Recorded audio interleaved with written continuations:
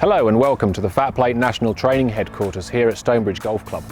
I'm Ben Frost, Director of Instruction and Product Development at FatPlate Golf. How we hold the putter is as important as with all other shots. It is our only point of contact with the club, and it is through this that we control it. With putting, however, although we want to maximise feedback so we can feel what the club is doing, one thing we would like to do is minimise how active our hands are. Arguably the most common cause for issues with putting strokes, the most extreme being the yips, is where one of the hands becomes too dominant or uncontrollable. There are two things we can look at to help you with this: the type of grip you have on your putter and then how you take hold of it.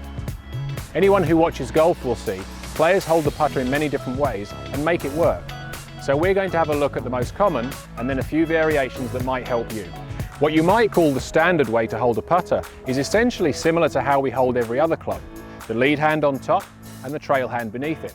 You can then overlap one or more fingers of either hand.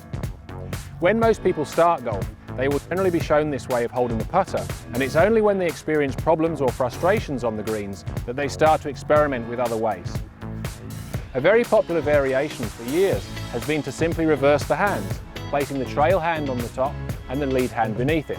Now this tends to level off the shoulders, which can centre the bottom of the arc at the stroke, and that in turn can make impact more consistent. This can also reduce the input of the dominant hand for some golfers, which further stabilises the club through impact.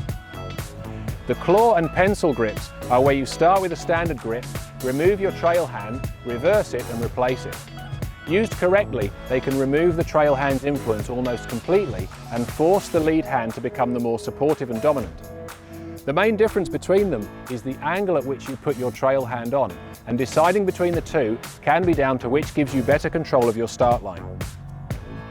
Finally, the prayer grip is where you hold the putter with your palms facing each other. This grip balances the body angles at setup really well by levelling off the shoulders, and also evens up the input of the hands by placing them in line with each other. In theory, this is the most balanced way of holding a putter. However, unlike all other methods, this can be only applied with one style of putter grip, which is one where you have an extra large width to it, and that gives you enough stability. Ultimately, we would like to choose a putter grip and a way of holding it that we can end up feeling comfortable with, that helps avoid one of the hands becoming overactive or dominant enough to cause issues with the stroke, and that also provides feedback or feel to help our distance control.